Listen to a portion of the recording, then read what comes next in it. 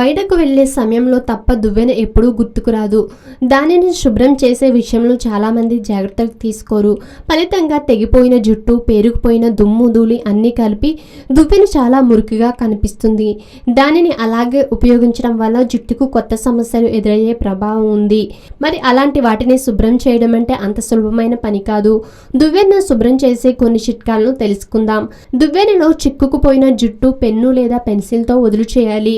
తర్వాత కత్తెర సాయంతో ఎక్కడికక్కడ కత్తిరించి బయటకు తీయాలి. గోరువెచ్చని నీటిలో కొద్దిగా షాంపూ వేసి దువ్వెనను నానబెట్టాలి. మెత్తని బ్రష్తో దువ్వెనను బాగా రుద్దాలి. అలాగని గట్టిగా రుద్దితే దువ్వెనకు ఉండే పళ్ళు విరిగిపోతాయి.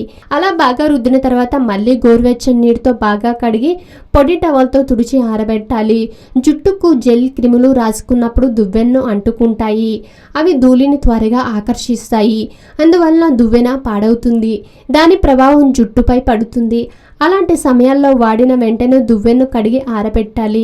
దువ్వెనను నానబెట్టే నీటిలో షాంపూ స్థానంలో బేకింగ్ సోడా, వెనిగర్ను ఉపయోగించవచ్చు. ఎన్ని జాగ్రత్తలు తీసుకున్నా అన్నింటికంటే ఉత్తమమైన పని తల దువ్వుకున్న వెంటనే దానిని అంటుకున్న వెంట్రుకలు తీసేయడం ఉత్తమం.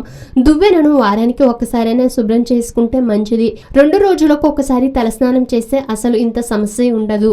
ఆధునిక జీవితం, అనారోగ్య సమస్యలు ప్రతి ఒక్కరికి ఏదో ఒక తెలియని సమస్య. చిన్న చిన్న చిట్కాలతో మంచి ఆరోగ్యాన్ని మీ సొంతం చేసుకుందాం అనుకుంటున్నారా? ఇంకెందుకు ఆలస్యం, వెంటనే మా యోయో హెల్త్ ఛానల్ ని సబ్స్క్రైబ్ చేసుకోండి.